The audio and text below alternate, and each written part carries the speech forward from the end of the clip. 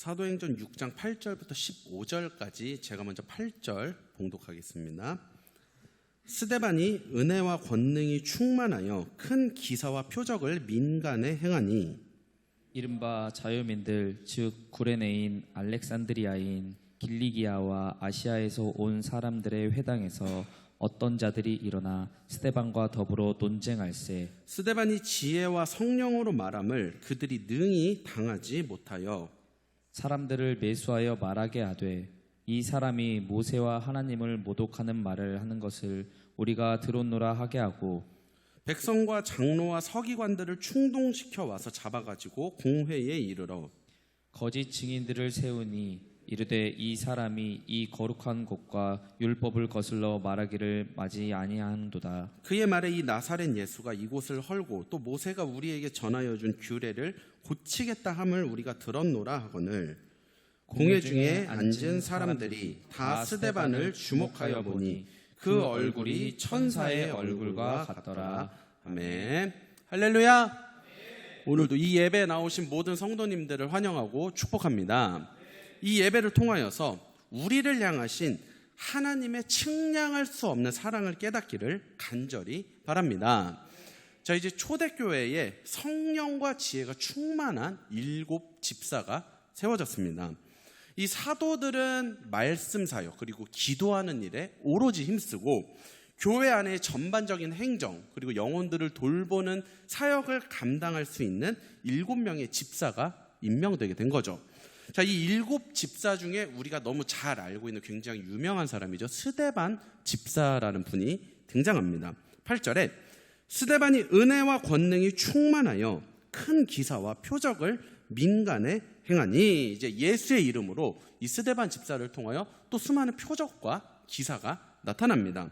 그러면서 이제 스데반은 사람들의 주목을 받게 되고 결국 이 유대인들과 신학적인 논쟁을 벌이게 돼요. 9절에 이른바 자유민들. 자, 이 자유민들은 헬라파 유대인들입니다. 세계 각지에 흩어져서 살던 디아스포라 유대인들.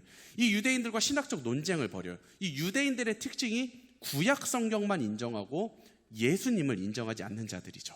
그러니까 구약에 나타난 하나님은 받아들이는데 그 메시아로 오신 분이 예수님이 아니라고 하는 자들이 유대교입니다. 그러니까 뭐 지금도 메시아를 기다리는 자들인데요. 자, 이 스데반이 이 유대인들과 논쟁을 하는 거예요. 아마도 그러니까 당연히 구약 성경을 중심으로 토론을 했던 것 같아요. 자, 그런데 10절 말씀 우리 같이 읽어보겠습니다. 시작. 스데반이 지혜와 성령으로 말함을 그들이 능히 당하지 못하여. 자, 여기 보면 스데반이 지혜와 성령으로 말하는 것을 능히 당하지 못하더라. 자, 근데 여기에 이제 영어 번역본들을 보면 대부분 이것보다는 어떤 뉘앙스로 번역했냐면 스데반이 말하는 지혜와 성령을 당해내지 못하더라. 좀 비슷한데 조금 달라요. 그러니까 뭐냐면 스데반이 지혜와 성령을 힘입어서 말한 게 아니라 스데반이 그냥 지혜와 성령을 말한 것입니다. 자, 그럼 여기 이 스데반이 말하는 지혜와 성령이 뭘까요? 바로 복음이겠죠. 더 정확하게 표현하면은 성경 말씀에 나타난 복음을 이야기한 거예요.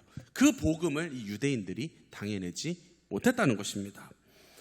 구약 성경, 이 모세와 선지자들의 글이 어떻게 예수님에게로 연결되는지, 그러니까 즉 예수는 그리스도라는 이 복음을 선포한 것이고 유대인들은 거기에 당해내지를 못합니다.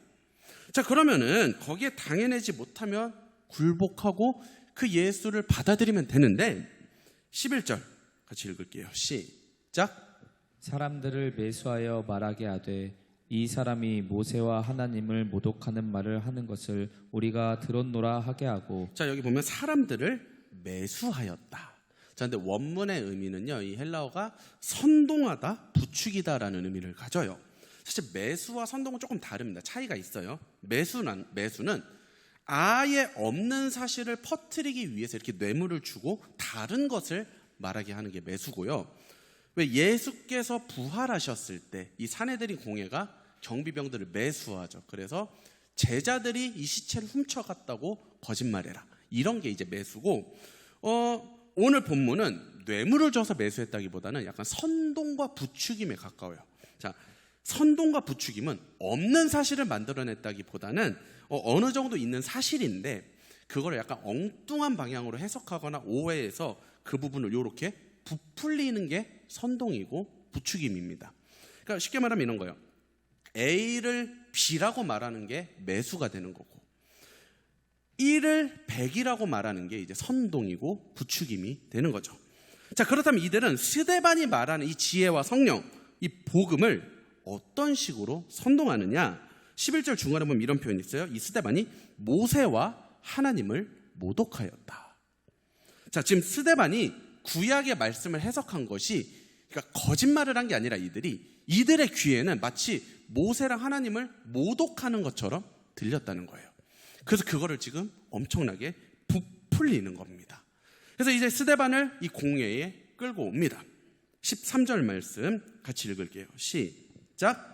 거짓 증인들을 세우니 이르되 이 사람이 이 거룩한 것과 율법을 거슬러 말하기를 마지 아니하는도다. 자, 이 거짓 증인들이 이 스데반을 모함하는데 뭐라고 모함하느냐? 거룩한 곳과 율법을 거슬러 말했다. 자, 이 거룩한 곳이 어디겠습니까? 바로 성전이 되겠죠. 예루살렘 성전이 되겠고요. 율법은 이제 말 그대로 모세의 율법이 되겠습니다. 자, 이 성전과 율법 이 둘은요, 유대인들에게는 가장 신성하고 귀중한 거예요. 그러니까 어떻게 보면 스데반이 유대교의 심장부를 건드린 거죠. 성전과 율법. 그런데 아까도 말했듯이 왜 이들이 거짓 증인이냐? 스데반은 성전과 율법을 멸시하지는 않았습니다. 다만 그 성전과 율법이 어떻게 예수님에게로 연결되는지 그 복음을 이야기했을 뿐이에요. 자, 그래서 요 스데반이 그 성전과 율법을 어떻게 이들과 논쟁을 했는지 그 내용이 14절에서 자세히 설명되는데요. 14절 말씀 같이 읽어보겠습니다. 시작. 그의 말에 이 나사렛 예수가 이곳을 헐고 또 모세가 우리에게 전하여 준 규례를 고치겠다 함을 우리가 들었노라 하거늘. 자, 우리가 들은 것은 스데반이 이랬습니다. 나사렛 예수가 이곳을 헌다고 했습니다. 자, 이거는 뭐겠어요? 성전에 관한 이야기가 되겠죠. 그리고 자, 이 스데반이 뭐라고 했냐면 모세가 우리에게 전해준 규례를 고치겠다고 했습니다. 율법에 대한 이야기가 되겠죠. 율법을 스데반이 고치겠다고 한 거. 자, 그럼 이제 요거에 대한 이야기를 좀 자세히 해볼게요. 먼저 앞에 성전에 대한 이야기입니다. 나사렛 예수가 이곳을 헌다고 했습니다. 이게 뭐냐면은 예수께서 공생애 때 하셨던 말씀을 스데반이 이야기를 한 거예요. 자, 이 말씀이 요한복음 2장 19절인데 우리 화면 보고 같이 읽어보겠습니다. 시작. 예수께서 대답하여 이르시되 너희가 이 성전을 헐라 내가 사흘 동안에 일으키리라. 자, 이 말씀의 의미가 무엇이죠? 너희가 성전을 헐어버려라. 예루살렘 성전 무너뜨려라. 그러면은 내가 3일 만에 그 성전을 다시 세울 거다. 이거 건물 성전 이야기하는 게 아니죠. 그렇죠? 뭐예요? 십자가에서 죽으시고 3일 만에 부활하신 예수께서 참 성전이 되어주시겠다는 의미입니다. 예수께서 오시면서 이제 더 이상 예루살렘 성전은 의미가 없어졌어요. 3일 만에 부활하신 그 예수께서 참 성전이 되시고 그 예수를 믿는 자들이 모여서 이루는 교회 공동체가 바로 성전이 되는 것입니다. 그렇기 때문에 예루살렘 성전만을 계속 고집하고 그 성전 건물 안에만 하나님이 임재할 거라고 생각하는 이 유대 종교 지도자들에게 스데반은 참 성전의 의미가 무엇인지를 가르쳐 준 것뿐이에요. 그러니까 십자가에서 부활하신 예수님이 참 성전이시다. 너희들의 그 건물, 돌로 지은 그 예루살렘 성전이 중요한 게 아니라 예수님이 참 성전이다. 그런데 이거를 하나님을 모독했다라고 몰아가는 거예요. 성령 받지 못한 자들은 예수께서 성취하신 성전의 의미가 무엇인지 알 길이 없는 거죠. 복음을 이해하지 못하는 그들이 이것을 이제 신성 모독죄로 연결해 버리는 겁니다. 자, 그리고 이제 그 다음 두 율법에 대해서도 이야기했는데요. 아까 모세가 우리에게 전하여 준 규례를 고치겠다 한다. 그러니까 저자가 율법을 지금 막 고치려고 한다. 자, 이런 거는 아마도 예수님이 오셔서 율법을 잘 지키지 않았다. 그러니까 예수님이 율법을 좀 하찮게 여기고 막 무너뜨렸다고 유대인들은 생각을 했던 것 같아요. 그리고 이제 아마 스데반은 그 예수님의 가르침이 옳다고 주장을 한 것 같습니다. 여러분, 사실 그래 보이는 모습이 복음서에서 몇 번 보이긴 해요. 예수님 마치 율법을 조금 하찮게 여기고 좀 율법을 막 안 지키는 것처럼 보이는 모습이 몇 번 있어요. 많지만 몇 개만 얘기를 해보면은 제자들이 유대들의 율법에는 식사 전에 손을 씻게 되어 있는데 그 손 씻지 않고 먹는 제자들 예수님이 제지하지 않고 아무 말도 하지 않았던 거. 그리고 안식일에는 아무 일도 하면 안 되는데 예수님이 안식일에 병자를 고치시고, 자, 이런 것들, 이런 식으로 예수님이 약간 좀 톡톡 튀는 행동들을 하시기는 했습니다. 그래서 아마 이제 수많은 율법학자들과 논쟁도 하고 이래서 예수님이 율법을 안 지킨다고 생각을 하는데, 여러분, 사실 예수님은요 단 한 번도 율법을 어기신 적이 없습니다. 그럼 이 예수님의 톡톡 튀는 행동은 뭐냐? 예수님은 율법의 잘못된 해석을 어기셨을 뿐이지 율법은 단 한 번도 어기신 적이 없어요. 자, 모세의 10계명 그리고 이 율법을 받은 자들은 그 율법에 613가지의 세부 수칙들을 만들어요. 이걸 이제 장로들의 유전이라고 하는데, 그러니까 예를 들면 이런 거예요. 하나님은 우리에게 안식일을 거룩히 지켜라 이렇게만 말씀하셨는데 이 사람들이 거기에다가 세부 규칙을 만들어낸 거예요. 예를 들면 뭐 안식일은 몇 걸음 이상 걸어서도 안 되고 뭘 해도 안 되고, 그러니까 하나님의 의도와는 전혀 상관없는 613개나 되는 세부 수칙들을 만들어서 그걸 이제 백성들에게 지키게 하고, 그걸 지키지 않으면 정죄하고, 그걸로 막 너는 거룩하지 않다고, 너는 죄를 지었다고, 막 이런, 그러니까 백성들에게 무거운 짐을 지워버린 것이죠. 그래서 예수께서 어기신 것은 율법이 아니라 바로 율법의 잘못된 해석, 이 613개의 장로들의 유전, 쓸모없는 것들을 다 그냥 어기신 겁니다. 이스라엘이 율법을 잘못 해석하고 있으니까 그 율법의 참 의미가 무엇인지를 설명해 주시려고 그런 행동을 하신 거예요. 그래서 예수님이 이런 말씀을 하신 겁니다. 우리 마태복음 5장 17절 같이 읽을게요. 시작. 내가 율법이나 선지자를 폐하러 온 줄로 생각하지 말라. 폐하러 온 것이 아니요 완전하게 하려 함이라. 자, 스데반은 바로 이 예수님을 전한 거예요. 율법을 폐하시는 분이 아니라 완전하게 하시는 그 예수님을 전한 겁니다. 모세의 율법, 그런 613개의 장로들 쓸데없는 유전을 지키는 게 중요한 게 아니라 그 율법을 완성하기 위해 이 땅에 오신 그 예수 그리스도를 받아들이라고 이야기를 해주는 거예요. 여러분, 율법은요 우리가 지킬 수 있는 게 아닙니다. 예수님만 지킬 수 있어요. 그 예수께서 십자가 위에서 모든 율법을 지키셨고, 우리는 그 예수님을 믿음으로 그분이 성취하신 그 의를 누리는 것입니다.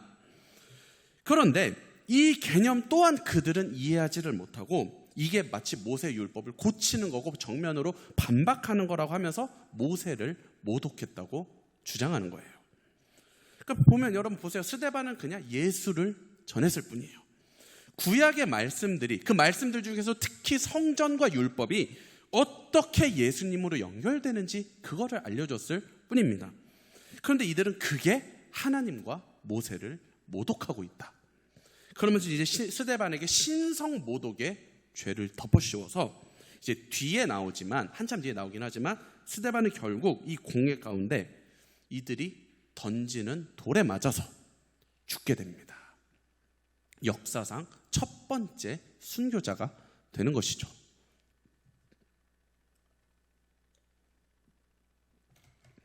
자, 아마 이런 생각하실 수도 있을 거예요. 아니, 그 예수님 받아들이는 게 뭐가 그렇게 어렵나? 아니, 당연히 예루살렘 성전보다 예수님이 더 중요한 거 아니야? 아니, 모세의 율법보다 십자가에서 율법을 성취하신 그 예수님 믿는 거 당연한 거 아니야?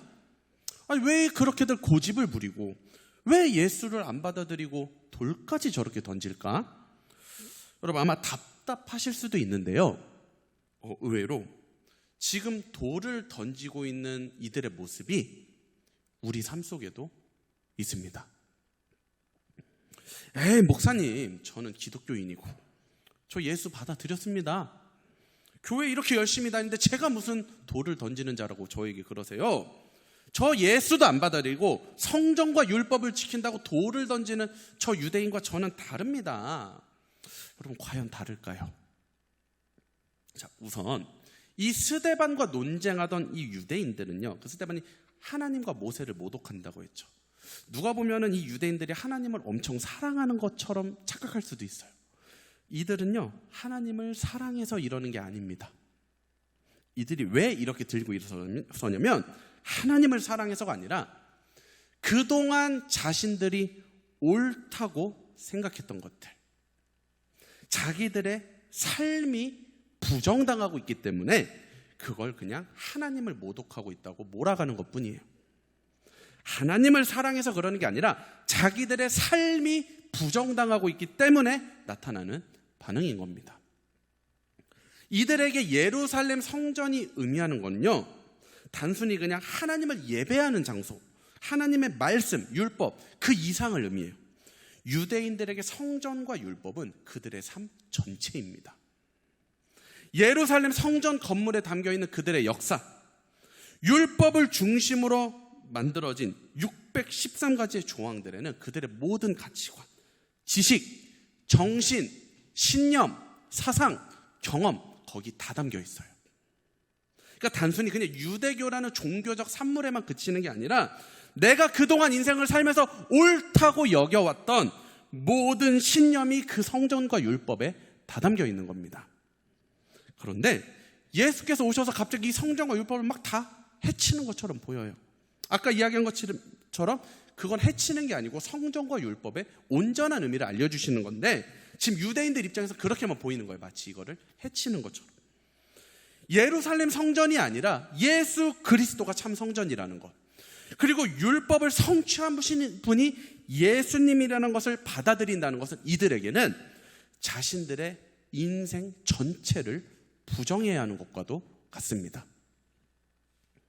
그래서 결국 예수께서 참 성전이시고 예수께서 율법을 온전히 성취하셨다, 여러분, 이걸 받아들인다는 것을 오늘 우리에게 적용해 보면은 내가 옳다고 여기는 것이 옳은 게 아니라 예수 그리스도만 옳습니다, 이런 뜻이 되는 거예요.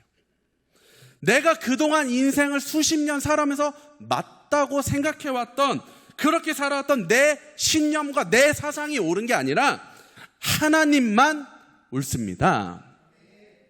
이게 바로 예수께서 참 성전이신 것, 그리고 율법을 온전히 성취하셨다라는 것을 받아들이는 신앙입니다. 근데 여러분, 우리가요, 예수님만 옳다는 이 개념을요, 받아들였다고 생각을 하는데요, 사실은요, 받아들였다고 착각만 할 뿐이지 진짜로 받아들이면서 살지를 않습니다.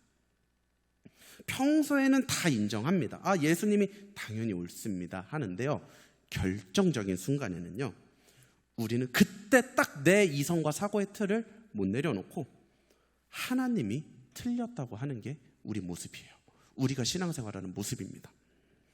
유대인들이 하나님, 그 크신 창조주, 우주보다 크신 하나님을 이 작은 성전과 율법의 틀에 가둬버렸던 것처럼 우리도 내가 그동안 살아온 경험과 이 이성과 지식의 틀에, 그 사고의 틀에 하나님을 가두어 놓고 그 틀 바깥에서 일하시는 하나님을 우리는 납득하지를 못해요.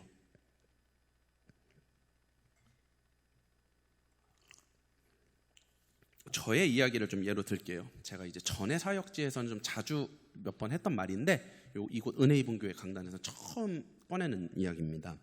우리 예솔이가 태어났을 때의 이야기인데요. 예솔이 이제 옛날 어르신들의 말로 칠삭둥이에요.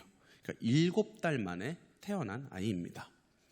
자, 그런데 이제 7달도 그냥 7개월이 아니었어요. 그때 당시 병원에서 빨리 지금 이 아이를 꺼내지 않으면 아이와 산모 목숨이 둘 다 위험하다고. 그런데 아이가 지금 제대로 자라지를 못해서 너무 작아서 지금 꺼내도 목숨을 장담 못하겠다고. 참 마음이 무너지더라고요. 근데 뭐 다른 방법이 없으니까 결국 수술을 해서 이제 출산보단 거의 꺼내다라는 표현을 했던 것 같아요. 그렇게 예솔이가 처음 태어났을 때 몸무게가 720g이었습니다. 또 처음 3일간은 아무것도 먹지 못하고 이제 그리고 그 양수로 젖은 그 수분이 빠지고 나니까 몸무게가 이제 600g까지 빠지더라고요. 저 얼마나 이제 작은지 여러분 상상이 가십니까? 600g의 아이. 자, 그런데 다행인 게 이제 생명에 그래도 다행히 생각보다 컨디션이 좋아서 그래도 좀 희망적이라는 얘기를 들었습니다. 그래서 좀 이렇게 한시름 놓고 있었는데 일주일이 딱 되니까 얘가 지금 호흡이 안 된다는 거예요. 호흡이 너무 어렵다는 거예요.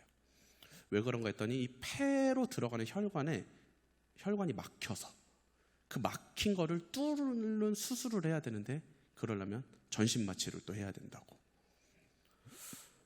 저는 그 작은 아이한테 전신 마취라고 폐 수술을 한다라는 게 참 그러니까 그때는 참 모든 게 다 무너지더라고요.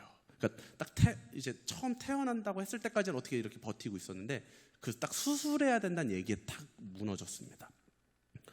그래서 예솔이가 이제 수술실에 들어가고 나서 참 막 소리 지르면서 울었던 것 같아요.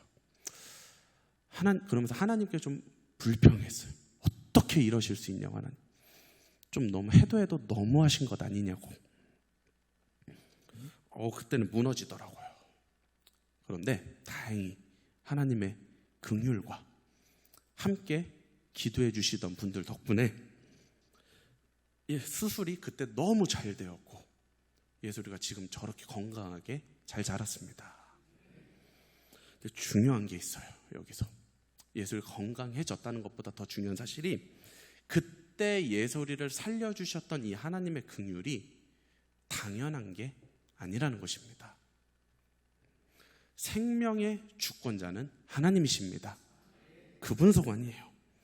긍휼을 베푸시건 거두시건 간에 모든 것은 하나님의 주권입니다.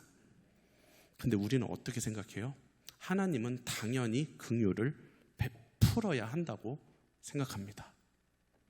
여러분, 피조물에 불과한 우리가 창조주 하나님 앞에 얼마나 건방진지 모릅니다.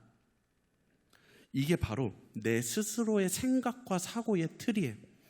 우리 인간의 이성으로 옳다고 여기는 것입니다. 그 이전에 수술하기 전에 저의 반응 뭐예요? 하나님께 소리 지르고 따지는 상태 뭐예요? 예수님만 옳습니다. 이게 아니에요. 왜 내가 옳다는 그 그림대로 일 안 해주십니까? 적어도 수술까지는 가지 말았어야 하는 것 아닙니까? 이게 뭐예요? 내가 옳고 하나님은 틀렸다는 부르짖음이죠. 내 상황이 이해할 수 없는 방향으로 흘러갈 때 하나님의 선하심을 의심하게 되는 것. 이게 바로 예수님만 옳다는 믿음을 갖지 못했다는 것이에요. 예수 앞에 나의 옳음을 내려놓지 못한 신앙입니다. 예루살렘 성전과 율법을 내려놓지 못하는 유대인들과 다를 게 하나도 없어요. 내가 옳다고 여기는 대로 행동해 주지 않는 그 하나님을 못 받아들이는 거, 이게 바로 지금 우리가 저 스데반에게 돌을 던지고 있는 유대인들과 다를 게 하나도 없다는 증거입니다. 저번에 누가 저에게 이런 질문을 한 적이 있었어요. 아마 이런 질문 여러분도 많이 받는 질문일 거예요. 이웃에게, 특히 믿지 않는 사람들에게 많이 받는 질문일 텐데, 하나님이 살아계시다면 왜 아동학대, 아동살인사건, 왜 이런 약자들이 고통받는 사건이 일어나나요? 하나님 살아계신 건 맞나요? 이게 뭐예요? 예수님만 옳습니다. 이 신앙이 아닌 거예요. 하나님은 틀렸고 자신이 옳다라는 이 사고 속에 갇혀 있는 것이죠. 왜 내가 옳다고 생각하는 대로 하나님은 이 세상을 움직이지 않으십니까? 이거 믿지 않는 사람들이 정말 많이 갖는 생각인데요. 사실요, 우리 그리스도인들도요, 아까 저와 같은 그런 위기 속에 놓이면요, 똑같더라고요. 그들과 똑같은 자세로 하나님을 대하더라고요. 이게 우리의 솔직한 신앙의 현주소입니다. 말씀 앞에 내 이성을 깨트리기보다는 내 이성을 가지고 말씀의 잣대를 대보며 이리저리 재보는 게 우리예요. 하나님의 주권 앞에 내 모든 가치관을 내려놓기보다는 내 가치관 안에 하나님을 가두고 그 가치관대로만 움직여주기를 바라고 있습니다. 예수님만 옳다고 그렇게 예배 시간에 찬양 부를 때 고백해놓고도 막상 막다른 길에 몰리면 왜 내가 옳다고 여기는 길로 예수님은 움직여주지 않냐고 그러는 게 우리라는 거예요. 정말이지 이 스데반에게 돌 던지는 유대인과 단 하나도 다른 점이 없음을 우리는 알아야 합니다. 여러분, 그래서요, 믿음은 선물인 거예요. 자격 없는 자에게 주시는 선물입니다. 지금 돌 던지는 유대인과는 다른 점이라고 단 하나도 찾아볼 수 없는 우리가요, 예수를 믿는다는 것은 기적입니다. 예수를 믿을 수 없는 자들이 예수를 믿고 있습니다. 여러분, 왜 믿음에 우리 공로가 단 1%도 들어갈 수 없는지 오늘 말씀을 통해 깨닫기를 소망합니다. 우리가 지금 저 유대인들과 달라서 예수를 믿을 수 있는 게 아니에요. 똑같아요. 그들이 성경과 율법을 못 내려놓는 것처럼 우리도 나 자신의 옳음을 계속 못 내려놓고 있습니다. 내가 옳다고 여기는 대로 내 삶을 이끌어 주시지 않는 그 하나님께 나는 오늘도 돌을 던지고 있습니다. 그런데 중요한 거, 하나님께서 그 돌을 맞아주고 계셔요. 스데반이 그들의 돌을 맞았던 것처럼 예수께서 내가 던지는 돌을 맞고 계십니다.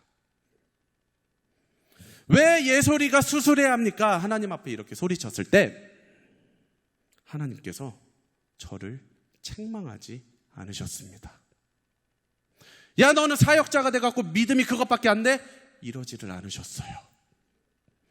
하나님은 자기의 옳음을 내려놓지 못하는 저의 이 믿음 없는 자가 던지는 돌을 묵묵히 맞고 계셨습니다.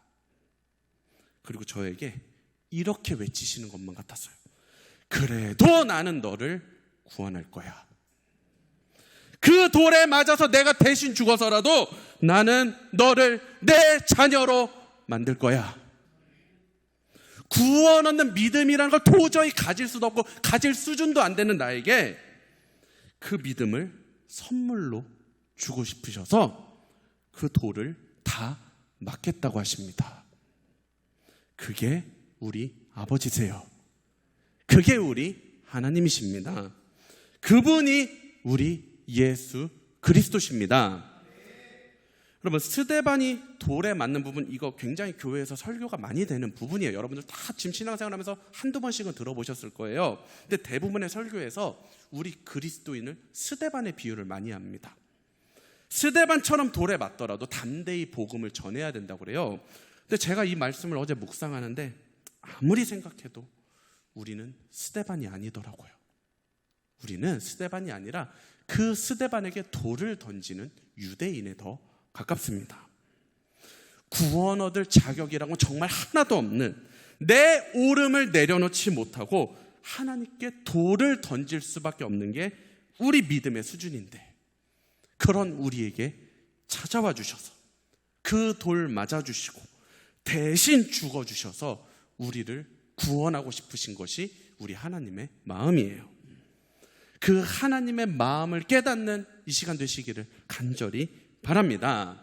내가 소유한 믿음, 여러분이 지금 소유한 그 믿음이 나의 어떤 영적인 실력으로 쟁취한 것이 아니라 내가 던지는 돌을 맞으면서까지도 나를 구원하고 싶으셨던 그 하나님의 자신을 내어주시는 사랑으로 거저 받은 선물임을 깨닫기를 간절히 소망합니다.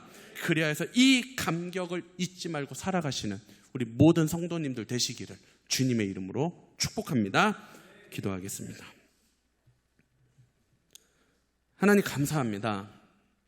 성전과 율법을 내려놓지 못하여서 참 복음이신 예수 그리스도 앞에 굴복하지 못하고 그 복음을 전하는 자에게 돌을 던지는 저 유대인들처럼 주여, 오늘날 내가 살아온 이성과 경험과 지식과 내 사고의 틀과 신념, 내가 옳다고 여기는 것들을 내려놓지 못하고 여전히 하나님께 돌을 던지고 있는 나 자신을 발견하게 하여 주시옵소서. 그러나 주님, 이런 나임에도 불구하고 이런 나를 책망하지 않으시고 그 돌을 묵묵히 막고 계신, 그리하여 자신을 내어주시는 십자가 사랑으로 나를 구원하고자 하시는 이 예수 그리스도도 발견하게 하여 주시옵소서.